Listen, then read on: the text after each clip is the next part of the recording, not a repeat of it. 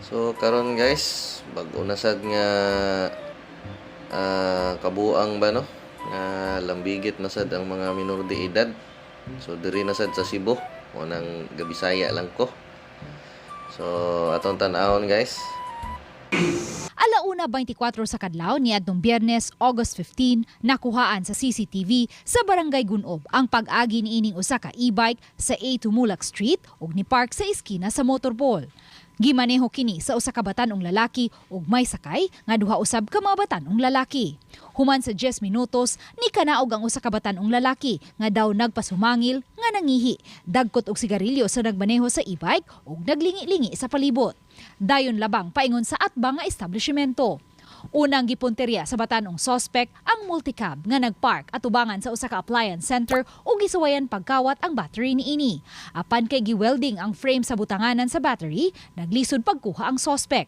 Nakabantay hinuon siya nga may maagian paingon sa kisame, busa ni katkat siya sa paril paingon sa kisame ug didto siya nilapos sa CR sa appliance center. Gipang-ukay niya ang mga gamit sulod sa appliance center ug nakuha sa drawer sa corporate secretary ang kapin sa 71,000 pesos nga halin. Matod sa corporate secretary sa appliance center, matag Sabado siya mag-remit sa ilang halin ug kumpiyansa siyang way makahilabot niini kay nakalakman ang drawer ug hitsa sila sa mga CCTV ug nakalak usab ang ilang roll-up door. Sa pila ka years mo gud na mo diri ma'am uy. Murag kuan ba? Na timingan lang jud. Niadtong nakalabayng buwan, nakawatan usab og battery ang usa sa mga sakyanan sa ilang tindahan ug ang maong mga batan-on ang ilang gisuspitsahan. Pagka Lunes, August 18, nitahan kang Gunob Barangay Captain Carl Steven Wiggle ang 19 anyos nga nagmaneho sa e-bike ug giuli ang 22,000 pesos nga bahin niya sa nakawat nga salapi. Gisurrender siya siyang uyuan kay kibaw siya nga since siya may saktong edad, katutang duha nga nangawat nga mastermind nagunsa ang sa maadto sa saktong edad kay matud pas balaod di man daw magawngan ang bata sa pagbuhat magawngan daw ang bata sa pagbuhat sa krimen. So that's the reason nga ni surrender siya mamnuan kay kibaw siya ang tanan sa mapadung niya. Sa iyang pagtahan, gibutyag usab niya ang identity sa duha pa niya ka mga kauban ug gisubay gilayon kini sa mga sakop sa Police Station 3. Din hinasuta nga pulos minor de edad ang iyang mga kauban. Ang nikatkat sa kisame ug nanglungkab sa appliance center usa ka 15 anyos nga lalaking taga Barangay Basak. Samtang ang kauban niyang nagsilbing lookout taga Barangay Basak usab nga nag-edad og 14 anyos. Custody na sa home care ang atong 15 years old. Then kaning 14 years old is nasa custody sa ginikanan considering basta below 15 ka naagi ka sa custody sa imong ginikanan. Dili pa ka pwede mapailag kaso at the same time mag-agi lang kang intervention sa DSWD. Kaning 15 and above is mana atong kuwaton ang DSWD sa ilahang evaluation o mo issue sila o acted with discernment ang katong gayuna man nga pwede na nagpahilag kaso.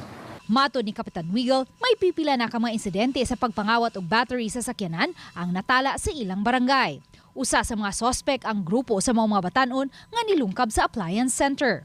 Kaganiha, naabtan usab sa RTV Balitang Bisdak kining usa ka pamilya nga nangayo og tabang sa barangay aron masubay ang identity sa mga nangawat sa battery sa ilang multicab kaganihang kadlawon pinaagi sa CCTV sa barangay. Magtinabangay mi nga masumpo tani ani nga continuous nga kawat then ato sang giawhag ang mga atong mga biktima nga mo report sa station para makita gyud nato og pila gyud ang kawat then tan-aw nato asa dapita. Kay bisa ato ang crime map o crime clock, masudyuhan mo gud na. Uban ni Marlon Melgazo, Luan Merondina, Balitang Bisdak. So pasensyahin ninyo guys medyo saba ta karon kay nata sa shop. Dool ratas karsada. So mao na guys no. Mao na resulta sa batas ni Kiko.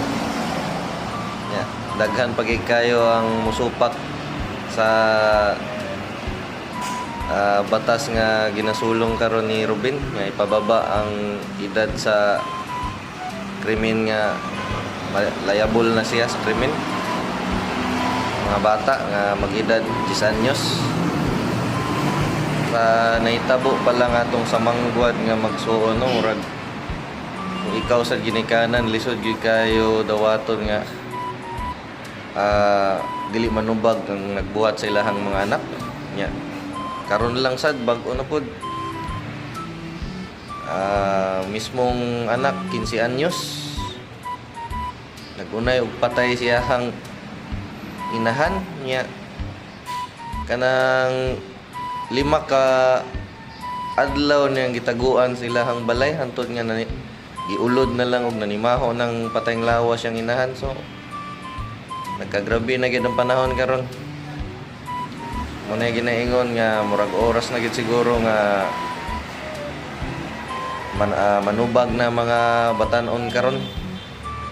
Kay tungod na sad na sa mga krimen na ilang gibuhat. So dapat although dapat sad gihapon sila ilahi sad sa mga adult na sad nga mga prisuhan. Tang sila sa prisuhan nga para sa mga minor de edad lang sad pod. Then diha na sila ibalhin sa prisuhan na gyud sa mga adult kung magtungtong na gyud og 18 anyos. So hantod diri lang ato ang video guys. So comment na lang mo kung uyon ba mo nga mapasa ang batas ni nga ginasulong karon ni Ruben o ipadayon lang gihapon ang batas nga aprubahan ni Kiko nga muna hantod karon naghatag yun og kanang dakong problema kay imbis nga makaprotektar sa mga kabataan naimo naman noong lisensya nila nga mubuhat og di maayo kay lagi minor de edad dili manubag sa ato ang batas.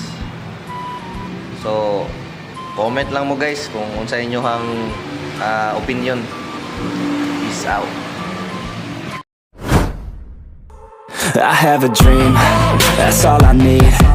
I'll make it happen with some work and belief. Know what I want, so I'll take it on. I've made mistakes, but